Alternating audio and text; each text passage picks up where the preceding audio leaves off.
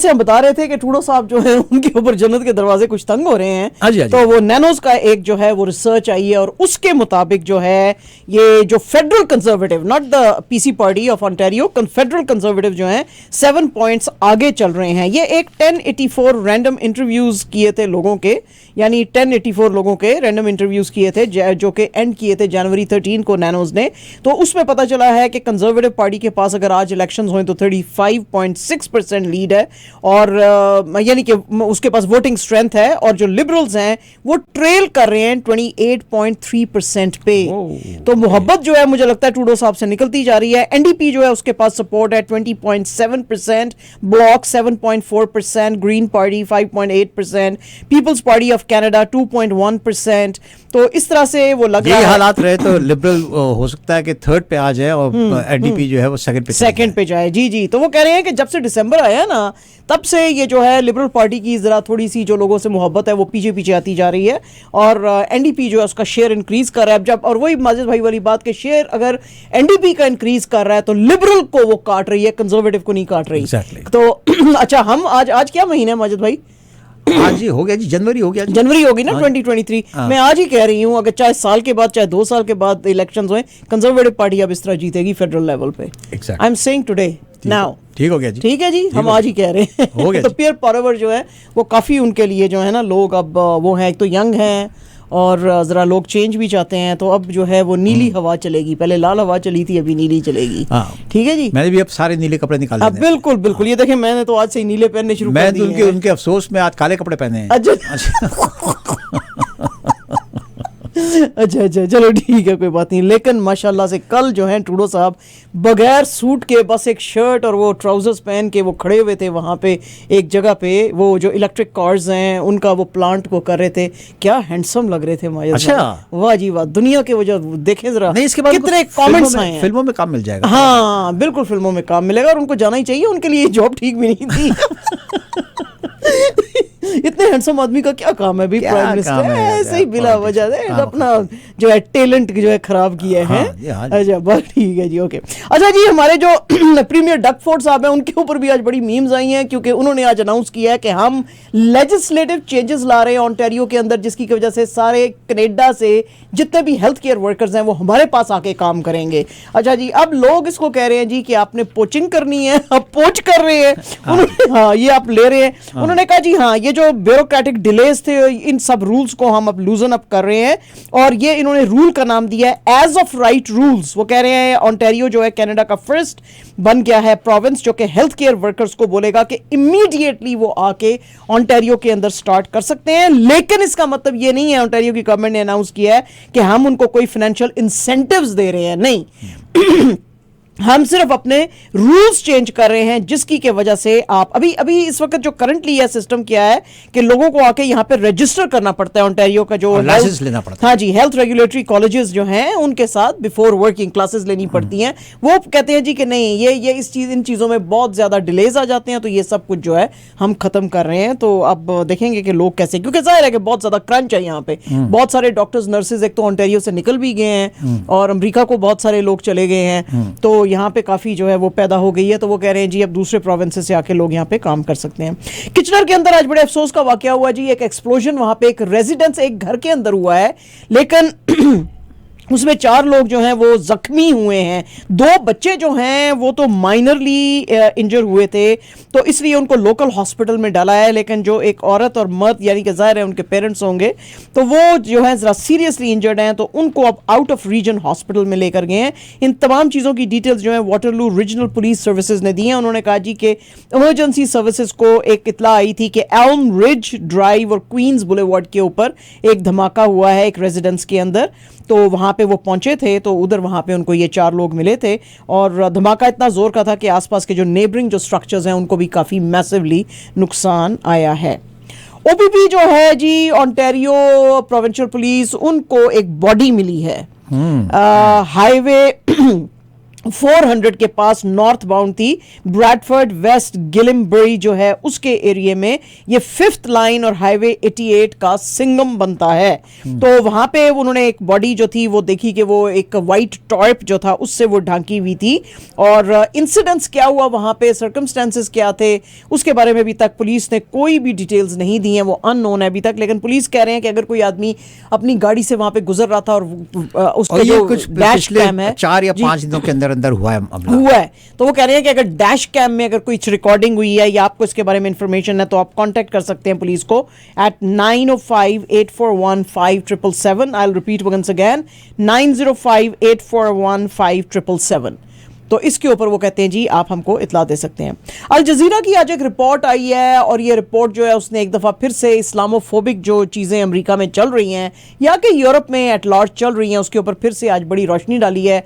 हुआ यह है कि एक प्रोफेसर हैं अमेरिकन मिनेसोटा यूनिवर्सिटी में, उन्होंने वो पढ़ाती हैं जो है रिलीजियस स्टडीज जो हैं, इंटरफेथ जो डिसिप्लिन्स हैं उनके ऊपर वो बात करती हैं। एडजंक्ट प्रोफेसर हैं एरिका लोपेज प्रैटर और उनको जो है उनका कॉन्ट्रैक्ट यूनिवर्सिटी ने ख़त्म कर दिया है। तो उसके ऊपर इन्होंने यूनिवर्सिटी ऑफ मिनेसोटा जो है उसको सू किया। उसकी वजह यह है कि जब ये एक अपनी इस्लामिक आर्ट की क्लास ले रही थी तो इन्होंने prophet Muhammad peace be upon him उनकी एक पेंटिंग दिखाई है, उनको डिपिक्ट किया गया है उस पेंटिंग के अंदर।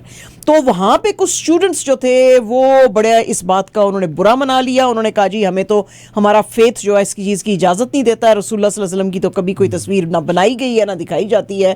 तो उन्होंने जब शिकायत की तो यूनिवर्सिटी ने कहा कि ठीक है फिर ये हमारे साथ कंटिन्यू नहीं करेगी। अब वो जो प्रोफेसर हैं उनके लॉयर्स हैं वो कह रहे हैं कि ये जो प्रोफेसर प्रैटर है इसको बिला वजह रिलीजियसली डिस्क्रिमिनेट किया जा रहा है, डिफेम किया जा रहा है, इसकी रेपुटेशन खराब की जा रही है क्योंकि इसने वो तस्वीर दिखाने से पहले बिल्कुल वार्न किया था और अपने सिलेबस में भी इसने आउटलाइन में लिखा था कि मैं एक तस्वीर दिखाऊंगी और अगर वो लोग जो कि नहीं देखना चाहते हैं इस तस्वीर को वो ना देखें।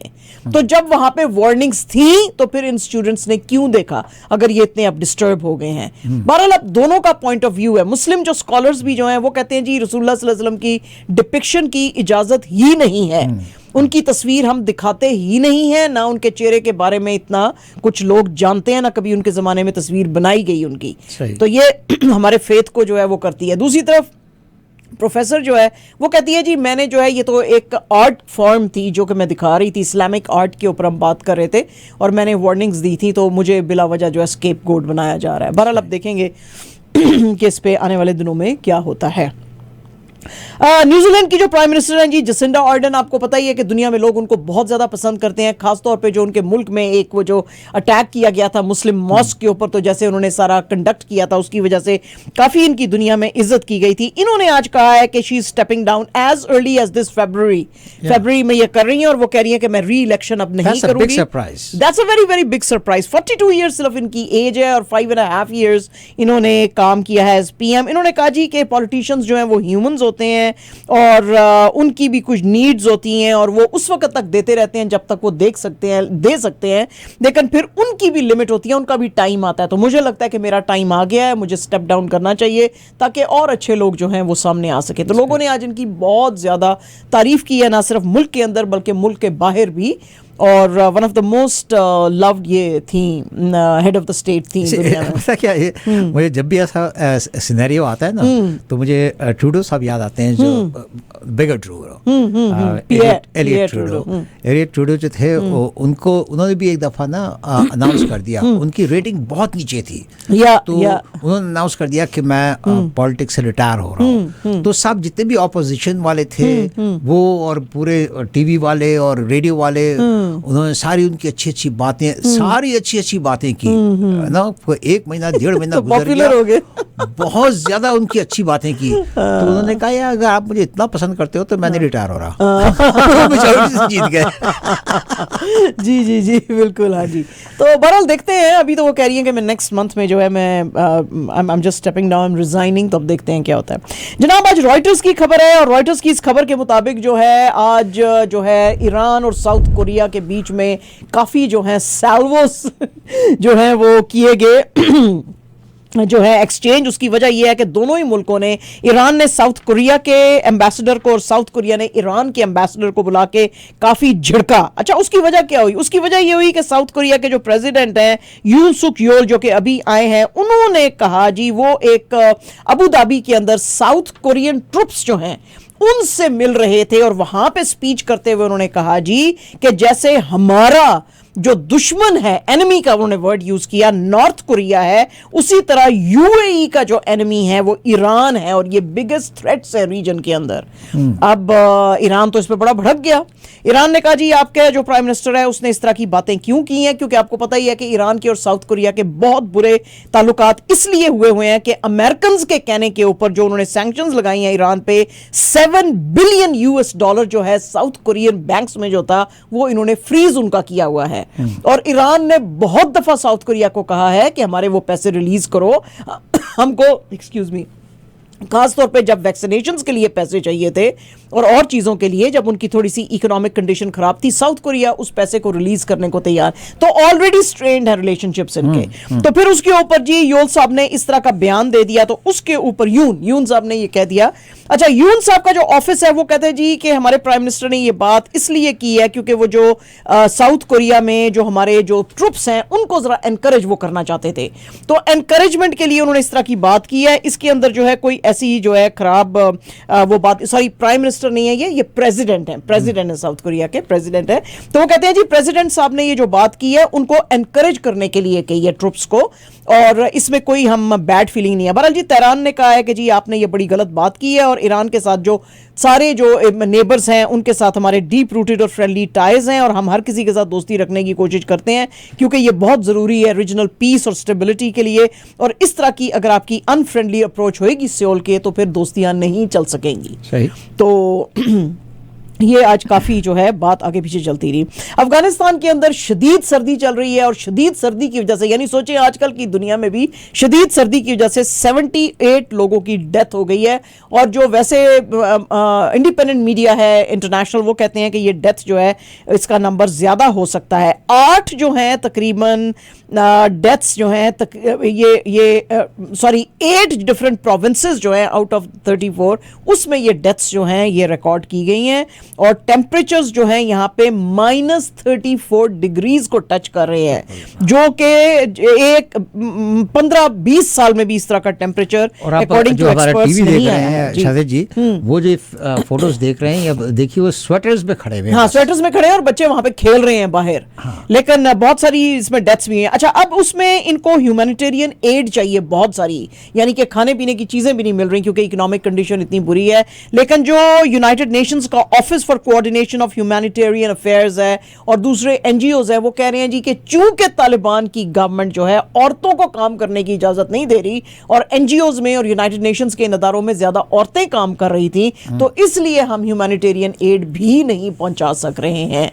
तो तालिबान को इसके ऊपर देखने की ज़रूरत है। तो अब देखेंगे कि आगे चल के क्या होता है। इंडिया की जो मिनिस्ट्री ऑफ एक्सटर्नल अफेयर्स है, मियाँ जिसको बोलते हैं, वो बहुत ज़्यादा आज भड़की हुई थी। उसकी वजह यह है कि बीबीसी ने एक डॉक्यूमेंट्री बनाई है जी। वो जो डॉक्यूमेंट्री बनाई है उसमें दिखाया गया है कि मोदी जी जो हैं वो जो गुजरात के अंदर राइट्स हुए थे उसके लिए डायरेक्टली उन्होंने इनको अलेजली रिस्पॉन्सिबल जो है वो कहा है। और उन्होंने कहा कि ये 2002 में गोधरा में जो राइट्स हुए थे, चूंकि ये चीफ मिनिस्टर थे तो ये इसमें है। अच्छा, अब ये इस उस वक्त में ये चीजें सामने आई हैं जबकि यूके के प्राइम मिनिस्टर जो हैं ऋषि सुनक साहब हैं और सोचा जा रहा था कि शायद वो इंडिया को फेवर करेंगे। ऋषि सुनक साहब ने इसके ऊपर बात करते हुए कहा है कि मेरा इसके साथ कोई ताल्लुक नहीं है। उन्होंने कहा जी कि बीबीसी की इस डॉक्यूमेंट्री में जो मोदी जी का जो कैरेक्टराइजेशन किया गया है उसके साथ मैं बिल्कुल अग्री नहीं करता हूं, लेकिन ज़ाहिर है डेमोक्रेटिक कंट्री है, वो रोक नहीं सकते फिल्म वालों को कोई फिल्म बनाने की। इस डॉक्यूमेंट्री के 2 पार्ट्स हैं। इसका नाम है इंडिया द मोदी क्वेश्चन इसका जो पहला पार्ट था ट्यूसडे को दिखाया गया था और सेकंड पार्ट जो है जनवरी 24 को दिखाया जाएगा। मिया के जो स्पोक्स पर्सन है अरीधम बागची,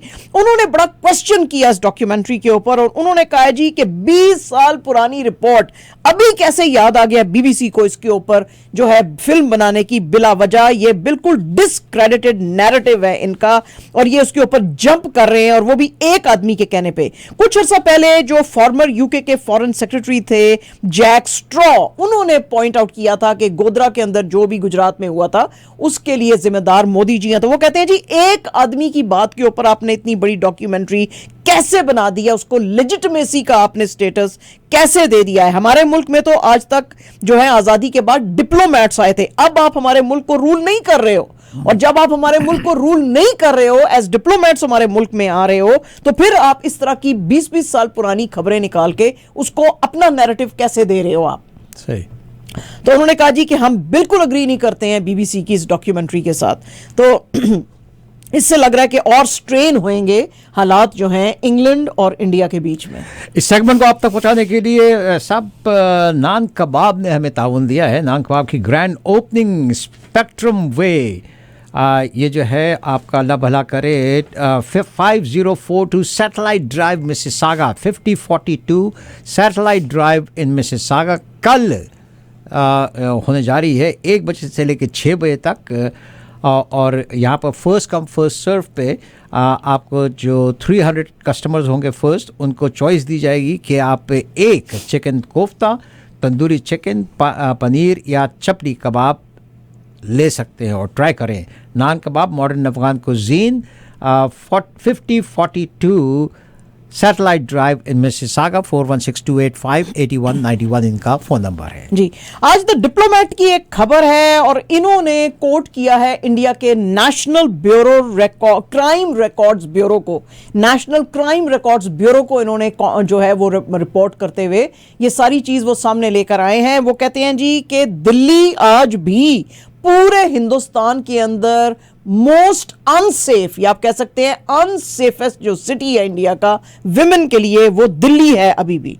वो कहते हैं जी डिप्लोमेट वाले कि 1 जनवरी जबकि लोग सारी दुनिया न्यू ईयर मना रही थी, उस दिन भी दिल्ली के अंदर एक इंतहाई दिल दहला देने वाला वाकया हुआ। अंजलि सिंह जो कि सिर्फ 20 साल उनकी उम्र है और एक इवेंट मैनेजर थी और अपनी फैमिली की सोर ब्रेड विनर थी, वो एक स्कूटर राइड कर रही थी और ये खजन वाला जो दिल्ली का सबर्ब है उसके पास से गुजर रही थी कि कुछ 5 लड़के एक गाड़ी में जो कि ड्रंकर्ड थे, उन्होंने इसको हिट करके भागने की कोशिश की। ना सिर्फ यह कि उन्होंने भागने की कोशिश की बल्कि उन्होंने इस लड़की को रियलाइज ही नहीं किया कि उस लड़की को इन्होंने गाड़ी के नीचे दे दिया हुआ था और 13 किलोमीटर तक वो उस लड़की को घसीटते हुए आगे गए। उसके बाद जब इस लड़की की सुबह के वक्त मिली जब लाश, तो वो बिल्कुल नंगी पड़ी हुई थी वहां पे। तो वो कहते हैं जी कि इस चीज ने एक दफा फिर से गैंग रेप जो हुआ था निर्भया का दिसंबर 2012 में, उसकी याद फिर से याद दिलाई है। वो कहते हैं जी डिप्लोमेट की रिपोर्ट के मोदी जी अक्सर कहते हैं कि इंडिया जो है मोस्ट सॉट आफ्टर डेस्टिनेशन है टूरिज्म के लिए, सारी दुनिया से लोग यहां आना चाहते हैं, लेकिन जो राजधानी है जो कि दिल्ली है उसके अंदर आज भी ये हो रहा है। इसका जो सीधा निशाना है आपकी जो गवर्नमेंट है यानी कि आम आदमी पार्टी की गवर्नमेंट, जिसमें के Manish Sisodia deputy chief minister हैं दिल्ली के, उन्होंने कहा जी कि बीजेपी को चाहिए कि ऑपोजिशन के ऊपर बार बार उंगलियां उठाने के और उसको क्रिटिसाइज करने के, अगर सिटी के अंदर लॉ एंड ऑर्डर की सिचुएशन को जरा दुरुस्त कर दें तो वो अपने पावर्स जो हैं उनको ठीक तरह से मैनेज करेंगे। उनको चाहिए कि अपनी इन पावर्स को क्राइम को मैनेज करने के ऊपर स्पेंड करें। सही। तो ये जनाब बड़ी ही दुख की खबरें जो हैं ये वहाँ से आज उन्होंने की हैं। इस्लामाबाद के अंदर जैसे कि हम अब 2 दिन से बात कर ही रहे हैं कि एक नई पॉलिटिकल पार्टी आ जाएगी शायद, उसके बारे में बात की जा रही है। इस सिलसिले में आज मिफ्ता इस्माइल साहब जो कि आपको पता ही है कि फॉर्मर फाइनेंस मिनिस्टर थे और फॉर्मर जो प्राइम मिनिस्टर थे शाहिद खाकान अब्बासी, उनसे बात की जा रही है और उनसे पूछा जा रहा है कि भाई क्या आप दोनों जो हैं बना रहे हैं, क्योंकि आप कॉन्स्टेंटली सोशल मीडिया के ऊपर ये आ रहा है कि आप एक नई पॉलिटिकल पार्टी बना रहे हैं। इन दोनों ने ही आज डिनाई किया है। उन्होंने कहा है कि हम बिल्कुल कोई नई पॉलिटिकल पार्टी नहीं बना रहे हैं, हम एक सीरीज ऑफ सेमिनार्स कर रहे हैं क्योंकि मुल्क की जो इकोनॉमिक कंडीशन है बेतहाशा खराब है। तो लाइक माइंडेड लोग जो हैं, जो हमारे फ्रेंड्स हैं जिनका कि उन्होंने नाम लिया है, उन्होंने कहा जी जैसे कि हमारे मुस्तफा खोकर, फवाद हसन, ख्वाजा मोहम्मद होती, हाजी लश्कर रईसानी, असद शम्स जैसे लोग जो हैं उनको हम बुला रहे हैं और कह रहे हैं कि इन सेमिनार्स में आप पार्टिसिपेट करें और दूसरों को भी कह रहे हैं कि आप आएं और बताएं मुल्क के मसाइल कैसे हल करें। तो शायद लोग मिसट्रूज इसको कर रहे हैं और वो सोच रहे हैं कि हम एक नई पॉलिटिकल पार्टी बना रहे हैं। हमारा ऐसा कोई इरादा नहीं है। फिलहाल जमा कर रहे हैं और वजन कर रहे हैं कि क्या कितना वजन है। हाँ, कितने हम लोग खरीद सकते हैं। तो PMLN के साथ ही हम जो हैं वो रहेंगे। इंटीरियर मिनिस्टर जनाब राना सनाउल्लाह साहब लंदन पहुंच गए हैं क्योंकि टेलीफोन आजकल पाकिस्तान में सारे खराब हैं। टेलीफोन पे आप बात नहीं कर सकते ना, तो राना सनाउल्लाह साहब फ्लाई करके लंदन चलेंगे। लंदन जब ये पहुंचे हैं तो वहां पे इनसे जर्नलिस्टों ने पूछा कि हाँ जी भाई साहब मुल्क के हालात तो बड़े खराब हैं, तो आप इधर कैसे हो? वो कहते हैं जी मैं कंसल्टेशंस करने आया हूं नवाज शरीफ के साहब के साथ। अच्छा। क्योंकि मुल्क के हालात बहुत खराब हैं, मैं फोन पे बात नहीं कर सकता। ठीक है जी। तो वो कहते हैं जी कि हमने बताया था फोन पे नवाज शरीफ साहब को कि पंजाब के अंदर चौधरी परवेज इलाई सही काम नहीं कर रहे हैं, उन्होंने जो है वो डिसॉल्व कर दी असेंबली। इसी तरह जो केपी की असेंबली है वो डिसॉल्व हो गई है, तो वो बड़े नाराज हो गए, तो इसलिए मैं उनसे मिलने के लिए आया हूं क्योंकि मुझे उनकी गाइडेंस चाहिए। तो वो गाइडेंस लेने के लिए मैं यानी कि खुद से लंदन पहुंच गया हूं। है फोन पे हम ये बातें नहीं कर सकते, फोन हमारे जो है सही नहीं काम कर रहे पाकिस्तान में, तो जनाब वो लंदन पहुंचे हुए हैं।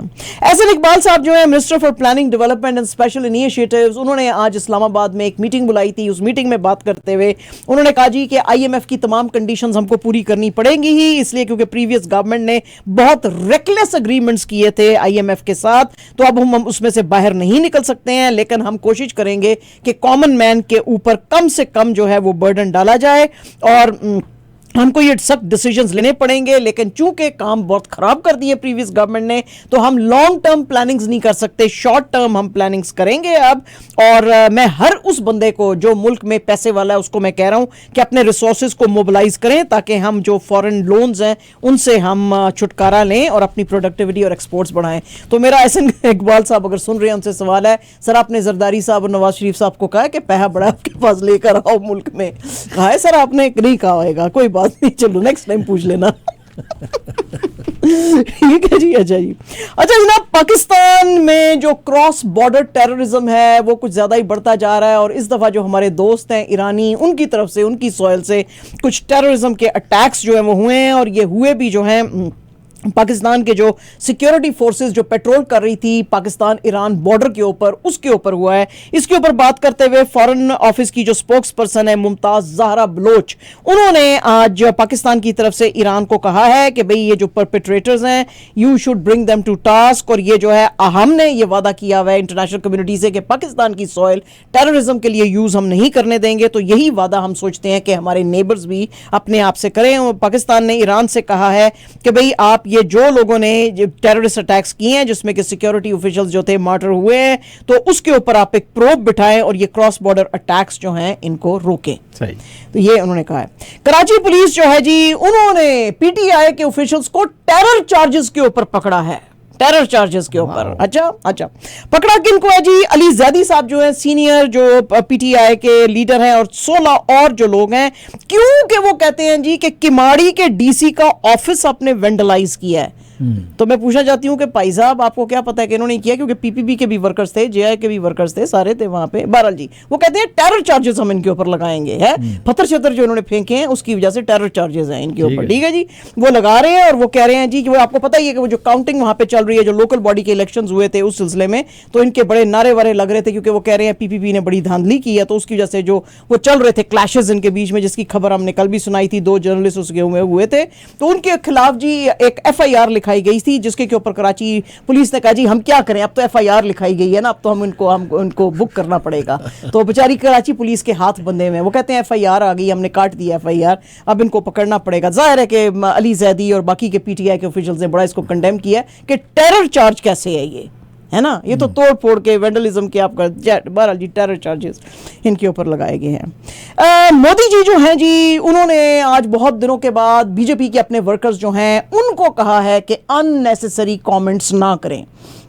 उसकी वजह यह है कि आपको पता ही है कि पठान फिल्म जो है उसके ऊपर बेतहाशा जो है बीजेपी के लीडर्स उसको क्रिटिसाइज कर रहे थे, क्योंकि दीपिका पाडुकोण का वो जो ऑरेंज कलर का जो स्विम सूट उन्होंने पहन लिया है बेशरम रंग के अंदर, उसके ऊपर इन्होंने कहा जी ये भगवा जो रंग है इसको इन्होंने इतने नंगे तरीके से कैसे यूज किया है। कुछ दिन पहले अशोक पंडित जो है president of Indian film and TV directors association, उन्होंने एक इंटरव्यू दिया था इंडियन एक्सप्रेस को। उन्होंने कहा था कि ये तमाम सिलसिला जो पठान फिल्म से रिलेटेड है, इसके अंदर अगर प्राइम मिनिस्टर साहब अपने लोगों को स्नब करें और उनको बोलें कि ये जो नॉनसेंस तुम फिल्म के अगेंस्ट बोल रहे हो और फिल्म इंडस्ट्री के अगेंस्ट बोल रहे हो, और इनको चुप कराएं, तो फिल्म इंडस्ट्री को जो मोरल है वो बूस्ट होगा। उसी के ऊपर चलते हुए आज मोदी जी ने अपने वर्कर्स को कहा है कि ये बिला वजह के कमेंट्स मूवीज के ऊपर देना बंद करें। तो इसको आज फिल्म इंडस्ट्री ने बहुत ज्यादा वेलकम किया है। राखी सावंत साहिबा जो हैं जी, उनको आज डिटेन किया है मुंबई पुलिस ने, और इसकी शिकायत और एफआईआर जो थी वो लिखाई थी शैरल चोपड़ा ने। शैरल चोपड़ा ने ये एफआईआर इसलिए लिखाई थी क्योंकि राखी सावंत ने इनको प्रोस्टिट्यूट कहा था और कहा था कि ये रिच लोगों को ब्लैकमेल करके पैसे ऐंठती है, तो इसलिए मुंबई पुलिस ने इनको पकड़ा। लेकिन शैरल चोपड़ा जो हैं वो चुप नहीं बैठी।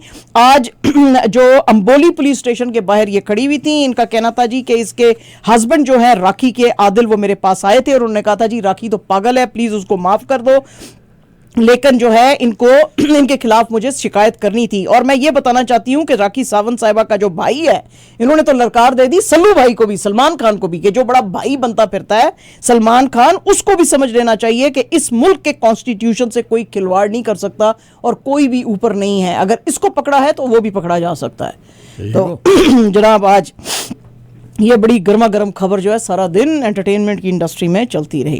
एलेक बॉल्डविन, आपको पता ही है कि अपनी फिल्म रस्ट के ऊपर काम कर रहे थे और करते करते वहां पे एक जो उनसे गोली चल गई थी वहां पे न्यू मैक्सिको मूवी सेट पे 2021 में, और उनकी जो थी वो सिनेमेटोग्राफर जो थी हेलेना हचिन्स, उनकी उस पर डेथ हो गई थी। उस सिलसिले में इनको पहले तो छोड़ दिया गया था, लेकिन आज सेंटा फे की जो डिस्ट्रिक्ट अटॉर्नी है मैरी कॉर्मिक, उन्होंने कहा जी कि इनको मैन स्लॉटर के लिए, क्योंकि ये बड़ी फेटल शूटिंग हुई थी, इनको मैन स्लॉटर के लिए और एक और को करना चाहिए, ट्राई करना चाहिए, और इनके ऊपर चार्जेस लगाए गए हैं।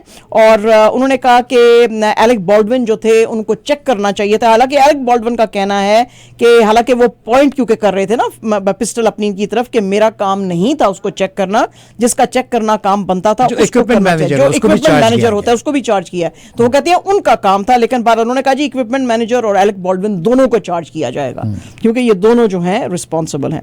साउथ अफ्रीका के जी बड़े जो स्टार बैट्समैन है हाशिम आमला साहब, उन्होंने कल अनाउंसमेंट की थी कि जी वो अब प्रोफेशनल क्रिकेट जो है उनसे खुदा हाफिज उसको बोल रहे हैं। टोटल इनकी 39 इयर्स एज है और 20 साल से लेकर ये साउथ अफ्रीका को डिफरेंट जो है फॉर्मेट्स ऑफ क्रिकेट उसमें रिप्रेजेंट कर रहे हैं। 124 टेस्ट, 181 ओडीआईज, 44 टी20s, और इन्होंने 34,104 रन्स जो हैं ऑल फॉर्मेट्स में स्कोर किए हैं और बहुत सारे इन्होंने रिकॉर्ड्स भी बनाए हैं। 2012 में ये पहले साउथ अफ्रीकन बैटर बने थे जिन्होंने एक ट्रिपल सेंचुरी बनाई थी। 311 रन स्कोर किए थे अगेंस्ट इंग्लैंड एट ओवल। कल इन्होंने कहा जी कि अब मैं क्रिकेट नहीं खेलूंगा। अभी इनकी दाढ़ी पूरी ब्लैक है। हाँ, 39 इयर्स एज है माजिद भाई, तो इतनी ज्यादा एज भी नहीं है। तो वो कहते हैं जी अब मैं नहीं खेलूंगा, मैं बिल्कुल अब प्रोफेशनल क्रिकेटर जो है नहीं रहूंगा। जो पाए थोड़ी मर्जी वैसे ਅਸੀਂ ਤੇ ਕਹਿੰਦੇ ਤੁਸੀਂ करो। अच्छा जी, आज इराकी जो फुटबॉल स्टेडियम है उसके बाहर एक स्टैम्पीड हुआ। उस स्टैम्पीड के अंदर जो है तकरीबन 4 लोगों की डेथ हो गई। हुआ ये है कि आपको पता ही है कि इराक में कोई इंटरनेशनल मैचेस होते नहीं है, लेकिन यहाँ पे हो रहा था गल्फ कप इराक और ओमान के बीच में। उसके बीच में बहुत सारे फैंस जो हैं कुछ तो टिकट्स लेके आए थे, लेकिन बहुत सारे टिकट के बगैर भी आए थे। तो बसरा में ये जो स्टेडियम है उसके बाहर जब ये इन्होंने अंदर घुसने की कोशिश की तो उसमें भगदड़ मची। उसकी वजह से जो है यहाँ पे बहुत सारे लोगों की डेथ्स हुई हैं। जो इराक के ये जा रहा था कि अब जो फाइनल है वो किसी और मुल्क में, पड़ोसी मुल्क में कराएंगे।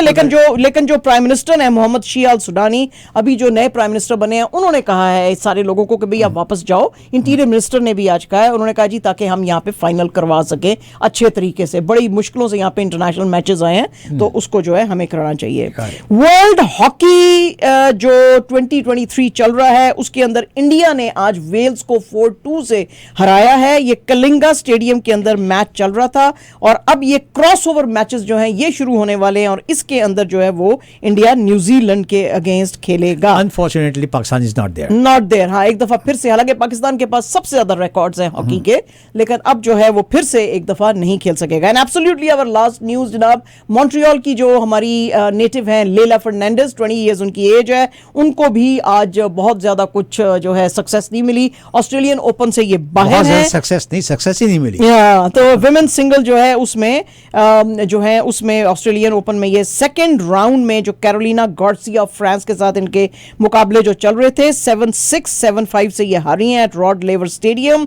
और लेकिन अभी तक पूरी तरह ये मैच से बाहर नहीं आई हैं, यानी कि ऑस्ट्रेलियन ओपन से जो डबल्स है ये खेल सकती हैं। ये खेले अब टीम अप करेंगी Bethany Mattek Sands of Saudi Arabia के साथ और डबल्स खेलेंगे मेलबर्न में और इनका मुकाबला होगा ब्राजील की बीट्रिस हेडेड मिया और चाइना के जैंग शुई से। तो हो सकता है कि डबल्स में अभी दो कैनेडियन अभी भी बाकी हैं। ऑजियर इज देयर, बिल्कुल। तो ये थी जनाब हमारी खबरें आज।